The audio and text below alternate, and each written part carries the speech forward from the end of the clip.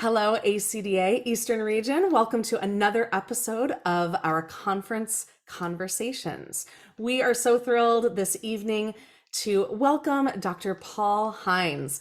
Dr. HEINS is the Associate Conductor for the GenOUT Chorus of Washington, D.C., and he is also the Director of the GenOUT Youth Chorus, who will be performing and presenting at our national conference in Cincinnati in just a few short weeks. Dr. HEINS, welcome to our conference conversations. It's so good to have you. Thank you so much, Amanda. I can't wait to chat with you and looking forward to bragging about GenOUT. Absolutely. So for those of us who don't know you yet, could you give us a little background just about yourself and where you're from, how you came to choral music? Yeah, sure. Well, first of all, let me say thank you again for having us and to let all of you know how excited my singers and I are about singing at this year's National Conference of ACDA. We are so excited. A little bit about myself. I often refer to myself as the accidental choral director. And the reason I say that is because I've been a pianist and flutist for all my life, since elementary school. My undergrad and master's degrees were both in instrumental music education. But as a pianist, I've been accompanying soloists and choirs for many, many years. And around the year 2000, several of my choral accompanying gigs morphed into interim director positions. I discovered that I really enjoyed being in front of a choir, and I found that I had a knack for it. So after about 10 years of doing that, I decided it was time to learn a little bit more about the craft and a little bit more about choral repertoire. So that led me to pursue my DMA in choral conducting at the University of Maryland. After that work, I was very happy to be hired by the Gay Men's Chorus of Washington, D.C. to serve as associate conductor. And that's where I've been since 2014. That is amazing. I love the phrase, and you're an accidental choral director. It's That's very true. amazing. I don't think it was an accident, but that's a great phrase for sure. So tell us a little bit about your choir. Tell Well, us a little bit I about that. love talking about GenOUT. So thank you for asking. I'm so Yeah. proud of this ensemble. I'm proud of the youth who have come through the program over the past 9 years. And I'm super proud of the young people who you all are going to get to see and hear at the conference in Cincinnati. GenOUT was founded in the 2014-15 season of the Gay Men's Chorus Washington. It was an outgrowth of GMCW's school visit program. That was established about a decade or so prior to GenOUT's founding. And in one of those school visits, a teacher buttonholed us on the way out to ask if we had a youth choir. Well, we didn't, but the idea was so Hmm. intriguing that the seeds were planted, and on the car ride home, it was decided we needed to start a youth choir. So I was hired that August of 2014. I spent my first 4 months researching other youth choirs, and especially queer youth choirs like Seattle's Diverse Harmony and Portland, Oregon's Bridging Voices, to see what we needed to do to get our own choir for LGBTQ plus and allied youth off the ground. And after those first 4 months of planning and advertising, we had our first rehearsal of the brand new GenOUT Youth Chorus in January 2015. The first rehearsal had 9 brave singers, but since then, we've had over 130 young people from more than 70 schools in the Washington, D.C. area participate. GenOUT is grounded in the mission to give young LGBTQ plus and allied youth a voice and to connect that voice to community. So we're aiming to provide queer and allied kids a safe and brave space to be their authentic selves, to be active participants in social justice, and learn how to use their voices to affirm, to educate, to inspire. A little bit about the kids. They are middle schoolers and high schoolers, so it's ages 13 through 18. We perform regularly at GMCW's main stage shows. There's 3 of those every year. We have our own youth concert every spring. It's called Youth Invasion. And we actually have an active calendar of outreach events, about 12 outreach shows per season. And some of those outreach events have taken us to really cool places like the White House, the Kennedy Center, the Washington National Cathedral, the Library of Congress, Last summer, we went to New York City and sang at the historic Stonewall Inn. And now we're coming to Cincinnati for the Love it. 2023 National Conference.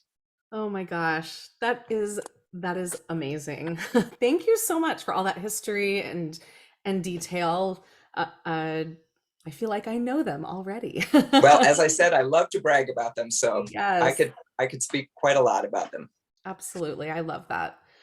So tell us what these amazing humans are going to be presenting. What kind of repertoire are we going to be hearing from them in Cincinnati? Yeah, sure. We are presenting 2 times on February 25th. That's the Saturday of the conference. We're going to be at 10:05 and 12:35, both times in Junior Ballroom D. And each of those is a 50-minute presentation of songs and stories and information about GenOUT, about our singers, about our hometown of Washington, D.C., and about our long-term goals.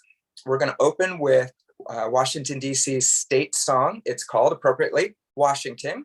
It was written in 1951 by the head Mouseketeer, Jimmy Dodd. It's long forgotten and very corny, but it's a fun way to start. We resurrected this song from the DC Public Library's Washingtoniana collection. That's so great. Yeah, it's really, really a cool piece that you'll enjoy hearing. You'll definitely be singing it on the way out. Jen Adlers and I will talk about the chorus's history. We'll talk about its mission, the current membership, what it looks like, where they come from. We'll give the audience a sense of why GenOUT is special. And then after that, we're going to sing How Could Anyone? That's a great song by Libby Roderick. And it reminds people that everyone is beautiful. Everyone is a complete person. Everyone is worthy of love just for being exactly who they are. So that's the first set. The second set is a chance for our youth to talk about what GenOUT has meant to them, what the program has given them the opportunity to do, what changes they want to see in the world, and how they want to be a part of that change. So that set is going to feature a really beautiful and very challenging work called Imagine. It's not the song that we all know by John Lennon. It is a setting of Donna Redwing's poem by Pulitzer Prize winning composer Jennifer Higdon. The poem asks us to imagine a world where everyone is treated with respect and dignity. And one of my favorite lines in that song is, imagine a world that embraces us at home, in law, and in prayer. So that'll be a really beautiful song for everyone to hear. That's our second set. Our third set will include data about the Washington, D.C. region and the awareness that GenOUTers have that our current chorus membership is not representative of our geographic or racial diversity of our area. Our singers are largely white and they're largely from the suburbs. So we're going to talk about the song No Mirrors in My Nana's House by local composer Esai Barnwell. That song and our learning of it was the catalyst for the youth-driven interest in anti-racism and the youth-driven interest in making our chorus more representative of what DC is. After that, we're going to sing one of Dr. Barnwell's songs called On Children. That's a setting of Khalil Gibran's poem. And thank you for letting me go on and on. I'm now on to the final part of our presentation, which is information about GenOUT's 5-year plan. And that relates to this ongoing effort to become a model of anti-racism, but also a model of geographic and racial representation. And that set will include 3 songs: Harriet Tubman by Walter Robinson, Hold Fast to Dreams, that's by Susan LeBar. It's a beautiful setting of Langston Hughes's poem, and we will be simultaneously interpreting that in ASL. And finally, I Was Here, which is a country song by the group Lady Antebellum, and that has become GenOUT's unofficial anthem. Lots to say, lots to sing, and we're really looking forward to wonderful audiences of receptive people to sing for. Absolutely. Well, I'm sure that there will be many Eastern region colleagues and friends and family there cheering you and your students on. for sure. What a wonderful synopsis and preview to what we're all going to experience with you and your choir. Thank you for that. I Oh, you're very really, welcome. really appreciate that. Being that you are engaging in this kind of, new idea called insight choirs, Hmm. and that you are exploring this model of the kind of this hybrid of lecture and pedagogy and performance. Hmm. Can you tell us about what makes this insight choir process really special and different for our collective, conference experience together? Yeah.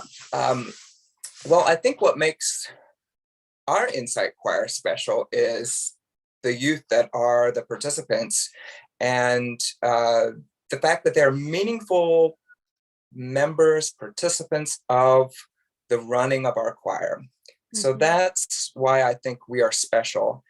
But I think what makes this Insight Choir program special as part of the conference program is the collection of takeaways for our colleagues. I'm Mm. really hoping that my colleagues will be freshly reminded of the importance of the choral art in building community, and especially about special interest choirs like mine, like GenOUT, to foster a Yes, sense of belonging, to foster a sense of pride, especially among absolutely. people who are marginalized.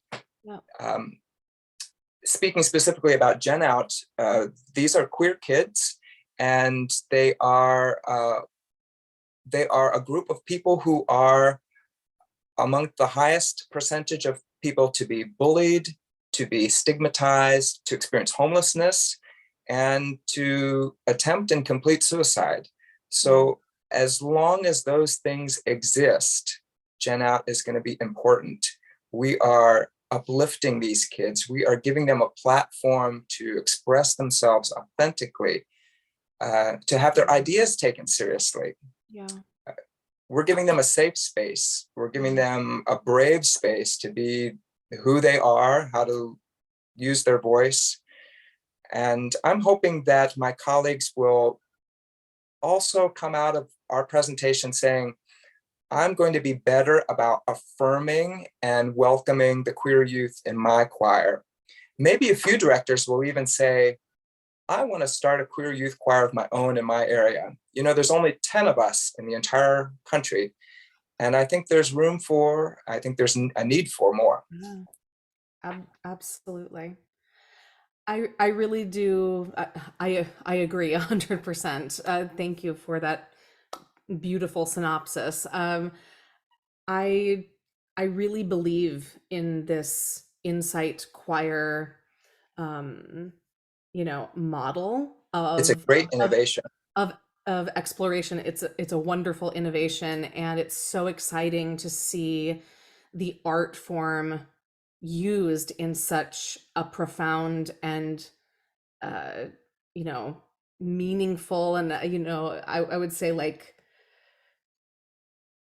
deep way, I guess is the Mhm. I'm looking for a word that's deeper than deep. But in such a way that gets to the heart of why we do what we do with our art form. Yeah, it really ties And together so many things, doesn't it? there are so many elements that come together in terms of community and process and pedagogy and uh, all of the things that are made more profound and more real, dare I say, through the practice of our art form. Hmm. So it's really exciting. Congratulations on being part of Oh, this thank you. I can't this wait to thing that see. is now the Insight Choir model. It's really exciting. Thank you, and I can't wait to see and hear the other Insight choirs as Oh well. my goodness, And my students are so absolutely. excited. Absolutely.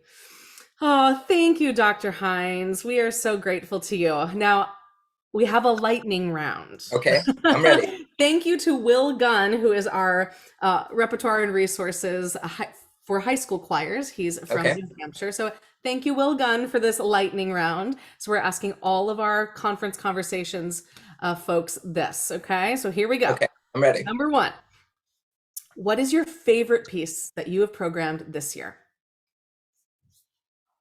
Harriet Tubman, and I'll tell you why. It Okay. is a great piece. It's got great driving rhythms, a really cool piano part, great choral writing, and the fact that we're learning history while we're singing this song. It is Yeah, a great example of interdisciplinary education. love it.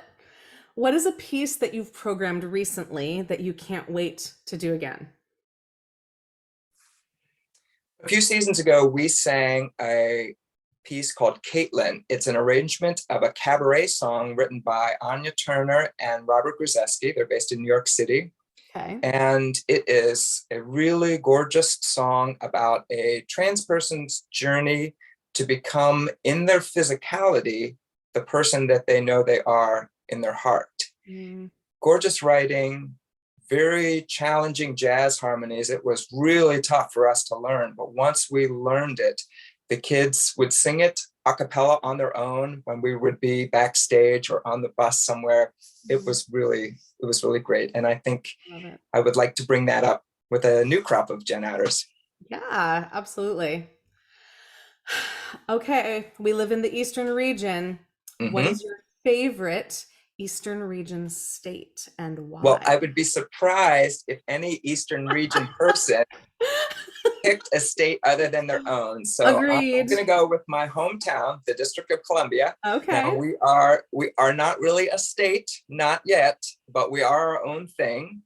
We don't have voting representation in Congress, but where we what we do have, I should say, is we have a diverse array of communities. We have a thriving art scene, beautiful parks, and I've been told that we have more choruses per capita than any other city in the US. So we're Wow. definitely a choral town.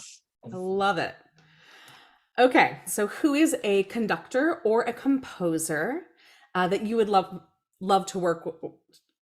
I'm going to phrase that again. I'm so sorry. Blah. Who is a conductor or a composer that you would love your choirs to work with? One of the conductors that I have had a chance to work with on my own a bunch of times, including this last September for the Bernstein Mass, is Stanley Thurston. He is Mm, the artistic conductor of the Heritage Signature Chorale, and he is an icon in the DC choral community. His knowledge, his artistry, his rehearsal techniques, they're unparalleled. And that's I'm hoping amazing. that since I know him, maybe I can convince him to come and work with my choir a little bit. Yes, maybe he's watching this video. Stanley, And consider this your Stanley, invitation. come on. I love it. Okay, two more.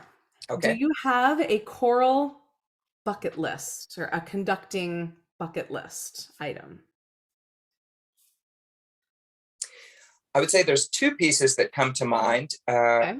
So, as someone who is very involved in the gay choral scene, I know a lot of songs that come from that process. And one of them is Michael's Letter to Mama. It was written by David Maddox, and it's an exquisite setting of Armistead Maupin's text from Tales of the City. Gorgeous piece. That's for baritone soloist, TTBB chorus, and piano. So that would be one. Another one, in a classical vein, I would love someday to conduct Samuel Barber's The Prayers of Kierkegaard. That's for soprano soloist, SATB chorus, and full gigantic orchestra. The Yes. thing is, it's only about 12 minutes long, so it's very rarely programmed because who's going to assemble all those forces to sing just 12 minutes of music? But gorgeous, definitely worth Yeah. adding to the bucket list. Oh, that's great. Okay. This might be a little controversial. Okay. Are you do-based minor or la-based minor? Without hesitation, dough based. Dough is always home base, always. Always, always. Ooh, he's gonna fight us on it. All right. That was our lightning round. Oh my goodness. Dr. Heinz, thank you so much for sharing yourself with us, for sharing about your choir and about what we're all going to experience together in Cincinnati. And congratulations. Thank you for doing such important work. Thank you for representing the Eastern region so well. We are very deeply proud of you and your students, and we cannot wait to see you in Cincinnati. Amanda, thank you so much. I wish safe travels to everybody, and please keep us in mind for your Saturday schedule, 10:05 and 12:35 in Junior Ballroom D. We would love for you to see and hear GenOUT, and we'll see you in Cincinnati. Okay, we'll see you in Cincinnati. Thank you.